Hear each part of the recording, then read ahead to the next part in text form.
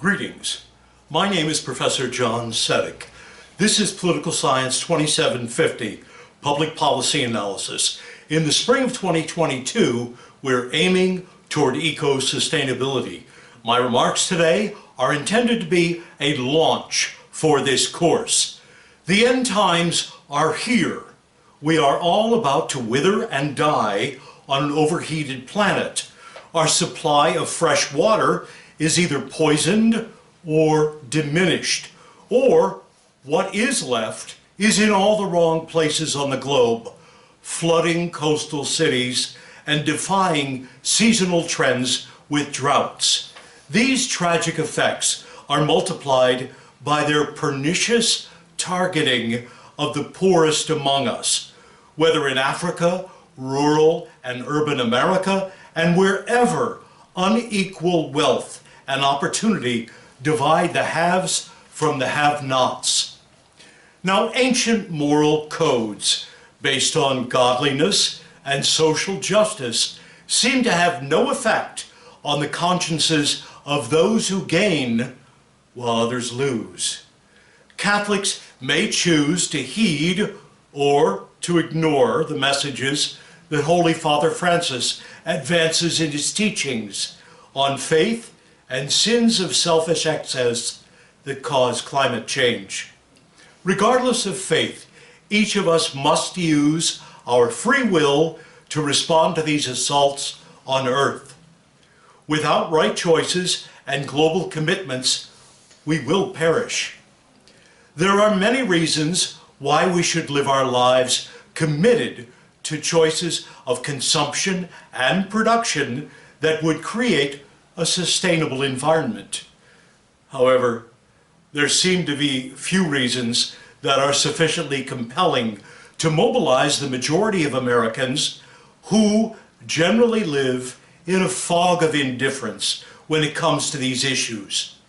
In this lesson, I propose to outline my views on our current circumstances and our most promising paths toward meaningful change.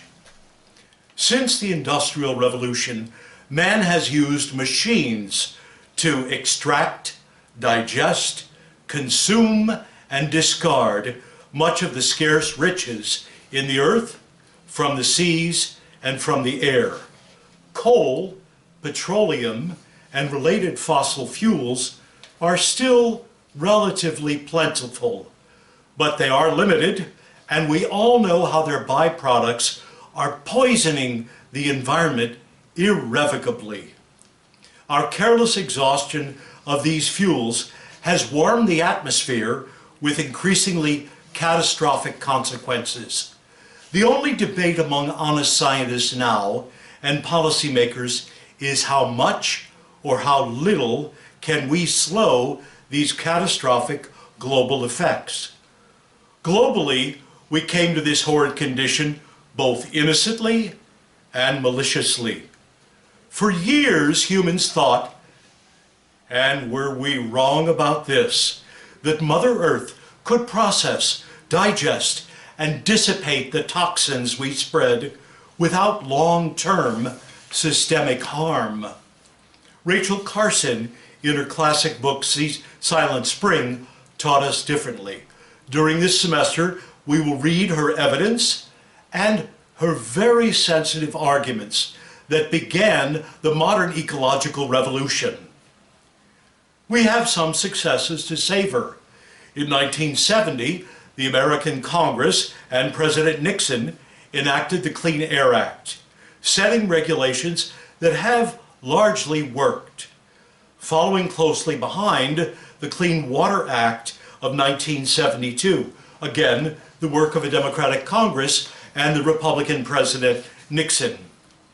In retrospect, it is difficult to imagine that it was so late in the 20th century that our industrialized nation finally legislated clean air and water. Along the way, states like California became the laboratories of democracy that our founders intended. California claims credit for catalytic converters that clean the carbon-clogged combustion from engines and the country soon followed this innovation despite industry protests. I offer two simple, but I believe largely true explanations as to why the forces of capitalism defend the status quo so vigorously. Because they make money with existing systems. Oil and coal companies and car manufacturers have enormous investments in production, marketing, and distribution of internal combustion engines.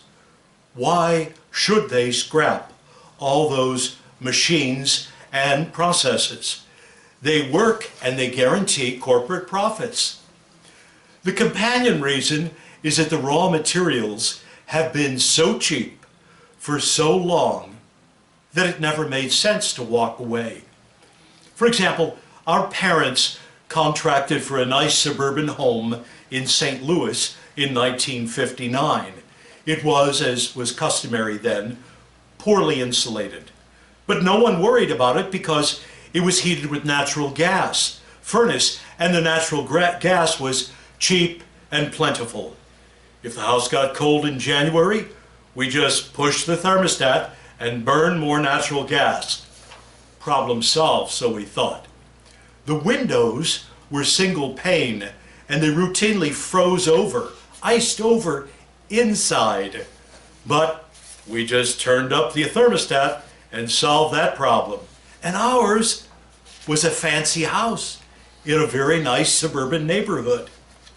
Existing capital systems, including coal-fired electric utilities and cheap, plentiful commodities, those were the foundations for capitalism's neglect of a clean environment.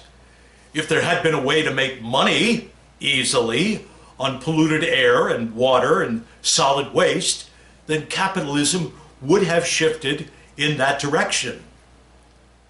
But, like poverty, there is not a lot of money to be made in pollution. The real money, we learn in the 20th century America, is made from consumption. America's become addicted to products we can eat, wear, ride, sit upon, live in, drink, and show off to one another. This commentary and indictment is nearly finished for now. I want to leave you with this idea, and this is where I'll pick up next time. I offer my own taxonomy on these issues.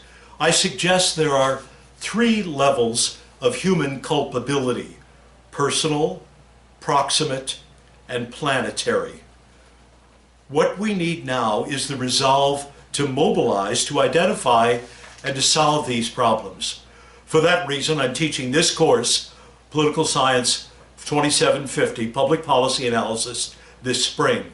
We will explore these three levels of human culpability: that which we do by ourselves and for ourselves, the personal; that which we must do to improve our communities, the proximate; and that which we should do for the entire brotherhood of man, unselfishly, with worldwide goals, the planetary.